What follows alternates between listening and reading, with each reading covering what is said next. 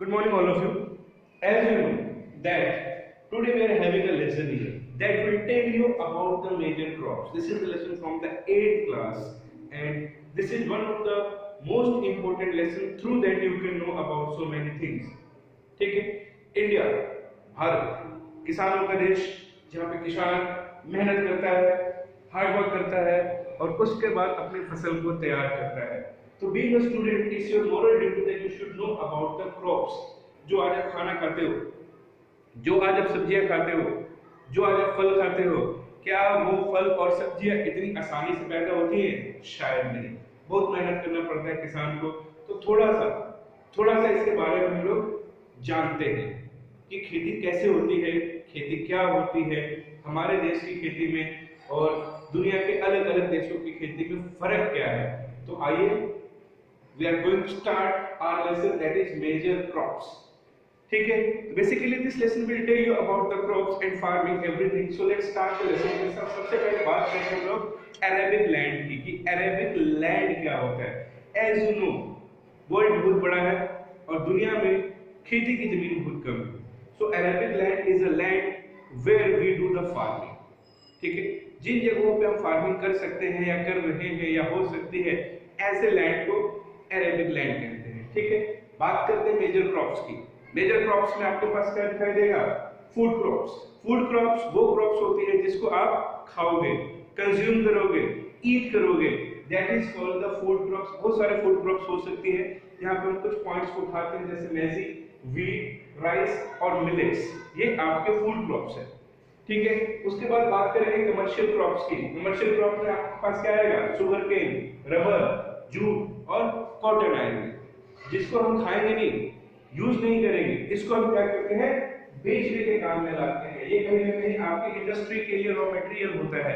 आपको पता होगा कि शुगर केन से क्या बनता है? चीनी बनता है। रबर कितना यूजफुल है, कितने सारे प्रोडक्ट्स बनते हैं, ये हमें पता है। उसके बाद करते हैं जूट। जूट जिसको गोल्डन फाइबर कहा जाता है, ये क्यों इतना इंपॉर्टेंट है हमारे लिए, इसको मुझे बताने की जरूरत नहीं, क्योंकि जूट से बहुत सारी चीजें बनती हैं, जैसे बोरी बनती है, मैट्स बनते हैं और बहुत सारी चीजों में इसका यूज होता है। कॉटन जो रुई है, कपड़ा से लेके बहुत सारी चीजों में काम आता है। फिर आपके पास बेवरेज क्रॉप्स।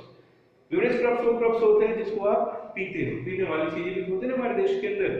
केवल खाने खाने से काम तो होगा नहीं, पीने के लिए भी चीजें चाहिए होती हैं। बोलोगे फिर पानी तो है, पानी that is the essential and necessary thing for the everything. यहाँ बात करेंगे टी की और कॉफी की। ऐसा नहीं कि इतने ही हैं, कमर्शियल क्रॉप में इतना ही है, बेवरेज क्रॉप में इतना ही है, फूड क्रॉप में इतना ही है, बहुत सारा wide area. But according to your book, your chapter, such kind of the points and these all are the points is explained in the book। ठीक है, तो उसके बारे में हम लोग पढ़ेंगे। उसके बाद एक कंपेयरिंग होगी इंडिया की और यूएसए।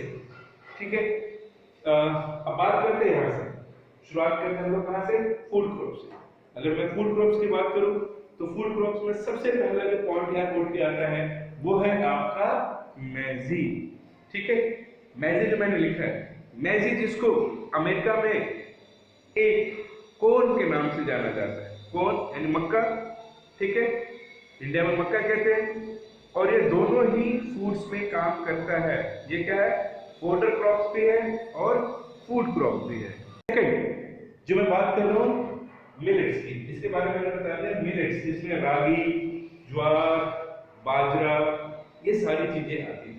राइस आपको पता ही होगा राइस क्या है। उसके बाद बात करेंगे व्हीट की। व्हीट यानी गेहूं, जिससे आपका आटा बनता है। तो इन चीजों के बारे में हमें पता होना चाहिए, चाय, coffee, sugar cane, rubber, jute, cotton, ये सब कुछ। तो इसकी फार्मिंग कैसे होती है, कितना टेम्परेचर चाहिए होता है, कितना वाटर चाहिए होता है, सब कुछ आपको नेक्स्ट वीडियो में चार्ट के थ्रू बताऊंगा मैं। तो उसके लिए आप लोग तैयार रहना। आइए अगले टॉपिक की तरफ चलते हैं, जहां पर एक कंपेयरिंग है फार्मिंग का इंडिया और यूएसए का। तो सबसे पहले बात करते हैं भैया, इंडिया के जो किसान हैं वो गरीब हैं, कम प्रॉफिट कमाते हैं, खेती अच्छी नहीं कर पाते हैं, जबकि अमेरिका का किसान बहुत ज्यादा कमाता है, सब कुछ अच्छा करता है। तो इसका कारण क्या है?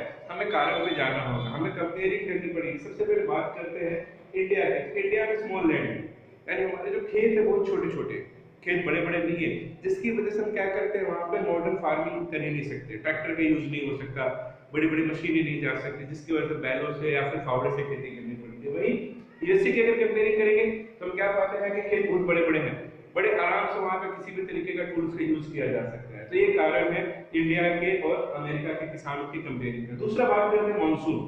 हमारे देश की 80% फार्मिंग डिपेंड करती है बारिश के ऊपर और वो भी इंद्र भगवान। मानसून आया तो फसल अच्छी, नहीं आया तो सूखा पड़ गया जी, खेती नहीं हो सकती। पर क्या अमेरिका के लोग फार्मिंग करते वक्त क्या नेचुरल चीजों पे बिलीव करते हैं? क्या वहां बारिश नहीं होगी, वहां खेती नहीं होगी?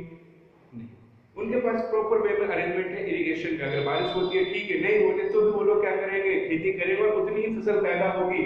फिर है no use of the modern tools, modern farming. हमारे देश में वही पुराने कृषि औजार यूज किए जाते हैं खेती करने के लिए, जबकि अमेरिका जैसा देश या ब्राजील जैसा देश वो क्या करता है, आज different types of the tools use करता है अपने फार्मिंग के अंदर। फिर अगला है फाइनेंस प्रॉब्लम। हमारे देश के ज्यादातर किसान गरीब हैं या फिर उनको गरीब बनाया गया है। गरीब कैसे बनाया गया?